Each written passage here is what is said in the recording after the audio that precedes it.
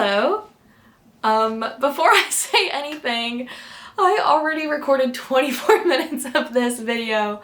I already recorded 24 whole minutes. I got through 10 whole tips. And then I got a weird message that my SD card wasn't reading right. So I took it out, and then it was fine. And then I went to check. I was on the formatting page, so I went to check how many gigabytes I had already used. And then I hit format. I hit format because I'm crazy. I hit format. I lost the video, and I couldn't recover it because all the programs needed to recover it, are on the computer, and I only have my work laptop, and I can't download any apps on my work laptop without the administrative password, so I just have to record it all again. But that's fine. The reason it's fine is because a tip number 18. Yeah, we'll get back to this. But yeah, here I am. Back in my YouTube era. Not really, this will be the only one. But when I was in middle school, I used to film YouTube videos. Hey guys! And I had a great time. And I used to watch a lot of YouTubers, and one of the YouTubers I watched, her name was Alexis G. Zoll. She used to release videos every year around her birthday that was 18 tips for 18 years, and then 19 tips for 19 years. And just a tip for every year she had been alive. And I always thought that was cool, and I've always wanted to do one, so here I am doing one. I'm nervous. I don't know if I want people to watch it. I'm like, at the very least I could record and edit it and I never have to upload it. But if you're watching it, I guess I decided to upload it. These are just some thoughts I have. Some ideas, some tips, if you will. And I know that I'm 24 years young, almost, in 14 days. So some people might think that I'm a little, I don't know, naive. I don't have enough life experience to be giving out tips yet. But that's not true. Every person, young and old, has value in their ideas. And sometimes I feel a little wise. Sometimes I feel wise and I just want to share. I just want to share some ideas that I have. So I am. So yeah, I guess with that we can get on to the tips. Okay, my first tip is to spend some time being single. For those of you already in committed relationships that you don't want to leave, I guess this tip is not for you. But for people that are single or thinking about being single, there's a lot of value in it. And I think a lot of people my age don't see it, and everyone's just rushing to be in relationships, and they really want to be in relationships, and those can be a really beautiful thing. But so can singleness, and I think a lot of people look over that and forget that.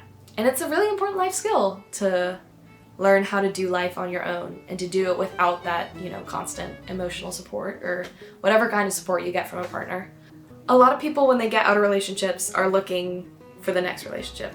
Maybe not immediately, but I feel like a lot of people, especially my age, struggle with the thought of being single and being comfortable with being single. So I would just encourage you to get comfortable being single. I'm a big Pinterest girly. I love I call them Pinterest quotes. They're not always necessarily quotes. I don't even know what to call them, text posts, memes. But I might show a couple in my video. And this is one. I really like its attitude about loneliness and solitude. So yeah. Okay, my second tip is to strength train. It's really good for you. Research shows that it's so good for you. It's good for everyone. Everyone should do it. And it's just like cardio and eating healthy and getting enough sleep. It's good for you. And it's gonna be good for your bones when you're older, and good for your joints, and it's gonna make you last longer. So, strength train. My third tip is to stop following diets, which feels, it's so controversial. Society is so heavily immersed in diet culture. It's the most normal thing in the entire world. And to not be immersed in it is kind of isolating. The research shows that diets don't work in the sense that even if you do, half the time you don't lose weight, but even if you do lose weight, 95% of dieters will gain that back within 5 years. And I know that's true for diets that I've done in the past. They can be detrimental to your physical health, definitely detrimental to your mental health, and they're not worth it. And I wish I could shout it from the rooftops. One of the best things I've learned about this year is intuitive eating. Just throw out all the misconceptions you have about it. It is not just eating whatever you want, whenever you want, whatever you feel like. That's not what it is. It's about finding satisfaction in your eating, rediscovering the pleasures of eating, reclaiming what diet culture has stolen from you. This is a book I read this year. I love it so much. It feels life-changing. I guess I'm still working to implement a lot of the techniques, so maybe it hasn't changed my life yet, but I know that it will. I know that it will, and it makes me so happy, and I wish I could share it with everyone. If anyone here wants this book as a gift, like, I'll gladly give it to you. Life is too short to be eating with guilt. Guilt belongs nowhere near food. So, I don't know. If you've ever thought about it, or are tired of dieting, or whatever, look into intuitive eating. And if you don't feel like reading an entire book, there's a lot of good resources online. One of my favorite people to follow is Colleen Christensen, also goes by No Food Rules. Just a thought. The fourth tip goes with the last tip, and it is to eat without distraction. It is so normal to eat in front of the TV or YouTube video or reading a book or reading the back of cereal box, but it takes the pleasure and the joy out of the eating experience. You're eating distracted, and it's just not good for you. And it feels good. I do it sometimes. Like, it's not abnormal, but it's become really normalized to do, and it shouldn't be. So maybe if we all start just eating without distraction and paying attention to our food, that'll become the new norm. Who knows? Tip number 5 is to wear your helmet. Specifically on a bike, but also in all helmet wearing situations. I didn't grow up wearing a helmet when I skied, and my friend gets really mad at me for it. So I'm gonna start wearing a helmet when I ski, I promise. Wearing a helmet on your bike is important. Like, you could fall and hit your head, or if you're biking on a road with cars. Like, there's distracted driving, they could hit you and you could fall and hit your head. It's a life-saving device, and it's just like a seatbelt, and people don't like to wear them because they look stupid. But like, no one says that about seatbelts. No one's like, oh, that looks weird, you should stop. You're so uncool for wearing that. Just wear a helmet. Just wear a helmet. Please, just wear a helmet. Just vote. Wear a helmet when you bike, even if you think it's not cool. Safety is cool. My 6th tip is to do things slowly. We live in a society. Our society is very fast-paced, a little too fast-paced for my taste. There's another Pinterest quote. It's like I'm gonna put it up here so you can read it. But someone's saying that, you know what, never mind, I'm not gonna quote this correctly. Just read it. It's about this life being tiring for the soul.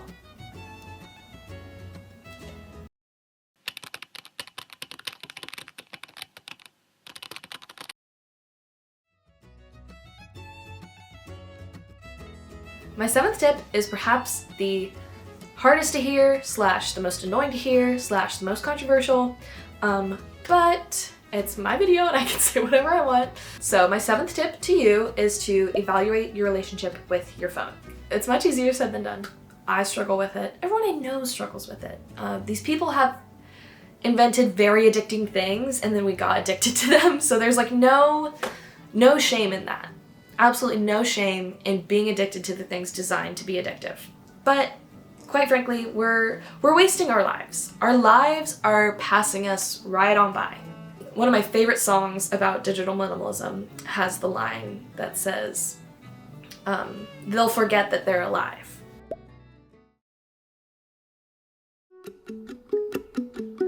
Hit them with a little bit of dopamine to keep them looking every second. They'll be second guessing, trying to meet the expectation of the age of information. The simulation will be so convincing they'll forget that they're alive.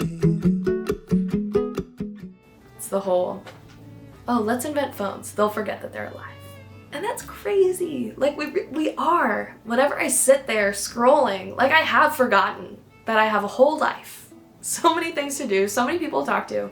And I know so many older people that are always on their phones. And it makes me so sad because they've lived so much life thus far, and now they're scrolling stupid stuff on Facebook. I feel like when people hear criticism about phone use, they really like to brush it off because it's really difficult to talk about and they don't like to think about it. But please just think about it. Like, just take a second and care. And care that we're wasting our lives on our phones. Because it's crazy. We used to not have them, and now we do. And oh, kids are growing up on screens. Oh, it makes me so mad. Evaluate your relationship with your phone. If you're looking for any resources, my favorite book on the topic is called It's called Digital Minimalism by Cal Newport. It's kind of a boring read in a good way, in a slow way, but it's really important. And this past year I gave up social media. Wasn't perfect about it, but it was really nice. I was a big fan. I'm probably not gonna give it up permanently, but instead I'm gonna do what he suggested in his book, and to take social media off my phone, which it is for now, but just treat it as like a computer thing. Only look at social media on my computer, so there's like a dedicated space for it, and set aside time once a week, twice a week, whatever, to look at it. And so I'm gonna take half an hour every Sunday to browse social media and check what people are up to. And so yeah, just think about it, please. My 8th tip is to consume and create art. As someone who likes to create art, that's easy for me to say, but I actually want to focus on the consuming part of it. There's so many things are art without us realizing, and if we take the time to realize that and to think about it, it just becomes a much more gratifying experience. So when you're watching movies, like, I like to sit through all the credits and like look at the people that like made it. They made this piece of art, even if it's like a stupid comedy. Like, it's still art. And reading books, you know, someone sat down and wrote that, and I feel like we forget that when we get lost in the pages, but like, it's a piece of art. And you know, so are these clothes, and so are, I don't know, the stuffed animals that someone designed. Like, it's all art, and it's all amazing, and it's good for your brain, I think, when you see the world that way. My 9th tip is near and dear to my heart. I did have it listed first originally, but I was like, I don't want to open with this. But my 9th tip is to go to therapy. It's kind of easy for me to say as someone who hasn't really had reservations about therapy, and as someone who loves therapy, but I think it's important for everyone. I think it's so important for everyone, and there are people that have, you know, really tangible problems that they could easily talk about once a week. But there's also a lot of people that are like, I don't want to go to therapy, I don't have anything to talk about. First of all, I feel like a lot of times that's not true, and if you had to come up with something to talk about, you could. But also, like, you don't have to go every week or every other week. If you went once a month, like, surely you could find 12 things in a year to talk about with a professional. Even if you really, really have zero problems at all, they can teach a lot of, like, still good techniques, like conflict resolution and, you know, breathing techniques and learning how to apologize and learning how to see things from other people's view. And there's so many resources that they have that is so helpful. A million things from this video are like things that I learned in therapy. I think everyone should be in therapy. I don't know if that's naive, maybe it's not true. I think it's really important. And if anyone is thinking about finding a therapist, I recommend the website Psychology Today. You can search for therapists in your area, and you can apply all these filters. So you can find people that specialize in certain topics and people that take your insurance, and you can, you know, filter by price if you want to find someone cheaper. But you know, it's expensive, it's time consuming, and it's hard. All three of those things are such a barrier, but it is so worth it to overcome them and to try therapy. So if anyone was thinking about it and needed that extra push, consider this your push. Tip number 10. I finally caught up to where I was when I deleted all the footage I had previously taken. Tip number 10 is to hold on to your childlike whimsy. Again, easy for me to say. I feel like it comes very naturally to me. But man, adults can be so boring. They can be so boring, and I just wish we all were a little more childlike, a little more whimsical. See people sometimes that are like, oh, I wish I could dye my hair pink. Just do it. Just do it. And if you don't like it, like, you can dye it back. You really can. Oh, and I love watching children's movies, and I love playing games, and one time I spent a housewarming party catching fireflies out in the backyard. And life is just too short to be a boring adult. And I know, obviously, there are so many boring adult things we have to do. I'm not trying to pretend that there aren't. There are a lot of things we have to do that feels like they steal some of our childlike whimsy. But they can coexist. They really can. So I don't know, think about what you liked as a kid and maybe try and revisit that and see if it brings you any joy. Stuffed animals, movies you used to like, snacks you used to like, just do something fun. Kids are always like jumping and running and dancing, and it just makes me so happy. And I can't wait to decorate my house someday. So freaking fun with like rainbows and toys and like all this crazy stuff, and I'm so, life doesn't have to be boring. When I was little and I used to hear adults talk about boring stuff, like, I don't know, different ways to do chores or like a new dishwashing tool. I don't know. I used to be like, oh my gosh, that is so boring. That's so boring. I hope I never become like that. I am like that, but I view it a lot differently now. Let's see, what stupid thing was I'm really excited about getting a new coffee table. I'm looking around. I want one that's big enough to fit a puzzle. I'm seeing round ones with like fancy legs. So if I was little me watching me get excited about a coffee table, I would think it was so stupid. But now it makes me really happy because I still get to be excited about the stuff I liked as a kid, but now I also get to be excited about this whole other world of things I thought were previously boring. So it's just like double the joy, you know? I love childlike whimsy. Wow, what a what a switch. How fake is that? Being like, I lived it. The internet is fake, everyone. It is fake. I'm very passionate about childlike whimsy though. That's not fake. My 11th tip is to volunteer. It's good for your community. It's good for you. It's great for your mental health. And you know, it's kind of a weird thing doing nice things to get personal benefits. I imagine that's not the only reason anyone volunteers, but it's really good for you. And there's so many opportunities, you know, mulching, planting, soup kitchens, playing with dogs, taking dogs for walks. There's so many volunteer opportunities. So, I don't know, do it maybe if you want. My 12th tip is to get a hobby. This is directed towards men ages 20 to 30, I don't know. Actually, this is directed to all men. Get a hobby, please. Please get a hobby. They're so important. They're so important and they're so good for you and they're so fun. Yeah, you guys know what I mean. Everyone knows. Go plant a garden. Go read a book. I don't know. It's important to have hobbies and to have things that you're passionate about outside of your job and your family and your home life and all those things. It's so good to have something else. 13th tip is also very, very important. Boil your eggs correctly. I have the answer for boiling eggs. I'm sure your mom taught you a specific way to boil eggs, but just throw it out the door. It's gonna be fine. Just listen to me, please. Boil your water. Put the eggs in, turn down to simmer for 9 to 10 minutes, put the eggs in an ice bath. That's all you need. Here's my evidence that it works. Look at how perfect this egg is. Yeah, none of this like putting them in cold water, bringing it to a boil. That's all you need.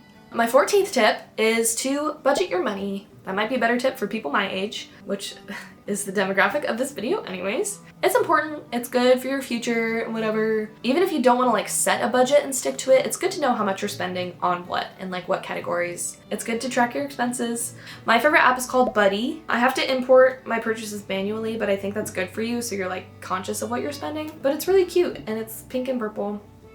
And it's really simple to use, and that's my recommendation. My 15th tip kind of goes with my 14th tip. Try free workout classes. So frugal, but so many studios like offer free introductory classes. And you might just get one, and usually you do have to then turn down the people when they ask you to join. But there's so many free fitness classes to try. So I feel like that's a fun little life hack that I like to take advantage of. My 16th tip is to be more decisive. I feel like a lot of people think indecisiveness is polite when most of the time indecisiveness is frustrating. And so that can be hard to pick up on, but I've started to try and be more decisive when I sense other people being frustrated that I'm not making a decision. Don't be indecisive because you think it's polite. One of my favorite ways to solve indecision is the 3-2-1 method. This person picks 3 options, and then this person picks 2 of those 3 options, and then this person picks 1 of the 2.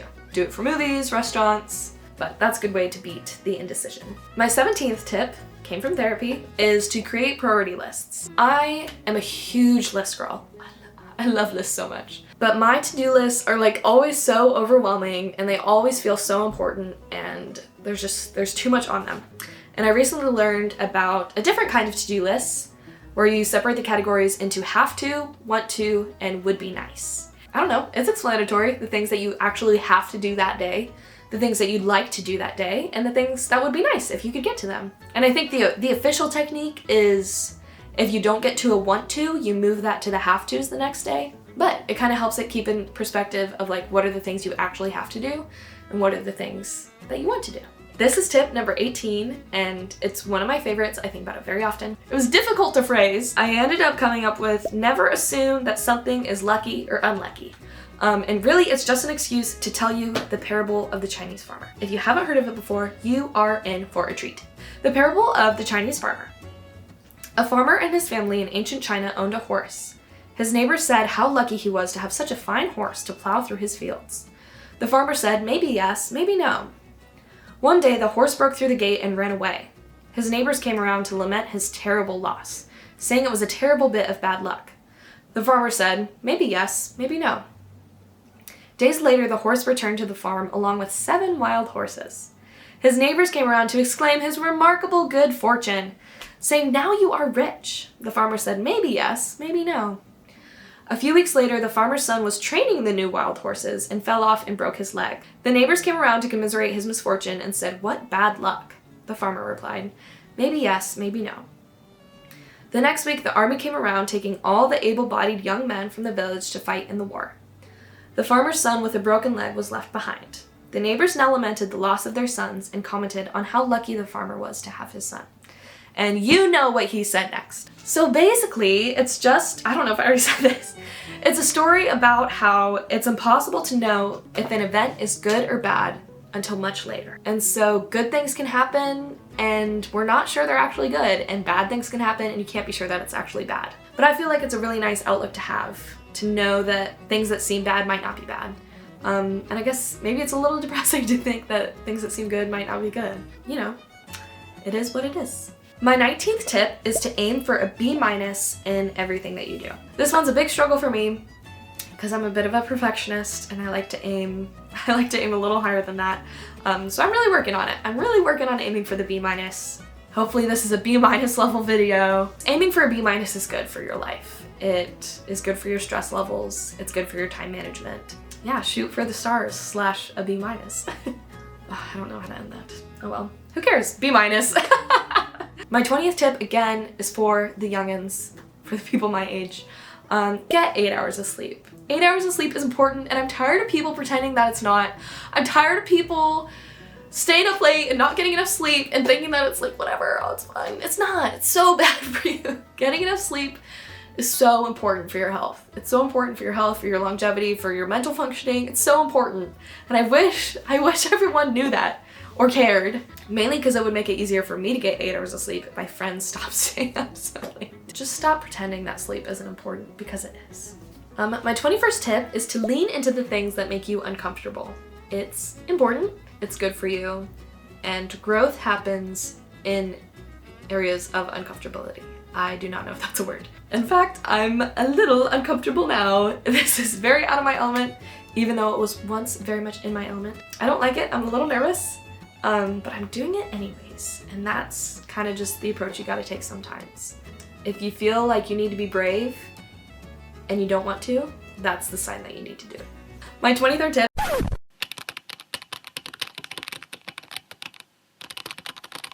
My 23rd tip is mostly for me, but it's be okay with not knowing everything and know that you have the rest of your life to learn. Sometimes I catch myself wanting to learn everything right now so I can live the rest of my life having the knowledge of what I should do, what's best. But part of life is making mistakes and learning, and it's just important. So don't try and figure it all out now. You have time to figure the rest of it out. And the figuring out is the fun part. If you do it all now, you're not gonna have any fun left. Maybe. So that's a good sentiment for this crazy, silly video that I might completely change my mind on some of these topics in a year, 5 years, 10 years, whatever. But I don't know everything now. I don't know everything now, and I still have a lot of learning to do. And I guess that's just the beauty of it all, or whatever. And we are finally at the 24th tip. My 24th tip for you that I've gathered on my 24 years of life is to celebrate your birthday big. I love birthdays so much. I love my birthday. I think it's a lot of fun. It feels like a day when I get to do whatever I want to do. I love other people's birthdays. I love celebrating people. And everyone deserves to be celebrated huge. Everyone deserves to be celebrated way more than once a year. But most of the time we can only pack it into once a year. And so we gotta do what we gotta do with that. But everyone has so much value. Everyone has so much value, and everyone deserves a day when everyone just recognizes that and talks about that and gives them gifts and is excited to see them and is so happy that they're here and that they've been here for another year. Birthdays are important. And again, with a child like Whimsy, I'm like, so many adults, they just don't care. And maybe that's okay. Maybe not everyone has to love their birthday. But I wish that everyone did. It brings me a lot of joy, and I want it to bring other people a lot of joy, and I want people to be okay with being celebrated, because like, you deserve to be celebrated. And it's a good opportunity for the people that love you to like really love on you. So I don't know, if you don't like celebrating your birthday, it can be nice to do it for the people that want to celebrate you anyways, but it's also your birthday, so like, you should get to do what you want. And if you don't want people to celebrate you, then maybe they shouldn't celebrate you. I don't know. But if you're so inclined to make the entire day about yourself, just do it. Just do it. Take the day off work and go get whatever food you want, and just don't care about what other people want for that day, because it's a day to celebrate you. Maybe this makes me sound really selfish. I don't know. I love birthdays, and I hope you love your birthday too. So I guess on that note, thanks for listening. Like, comment, subscribe. Do not do that. Do not subscribe, please. If anyone in the world wants to talk to me about anything on this list, I would love to. I love to yap, and I feel pretty passionately about everything, especially the hard-boiled eggs. Thanks for watching my silly little video.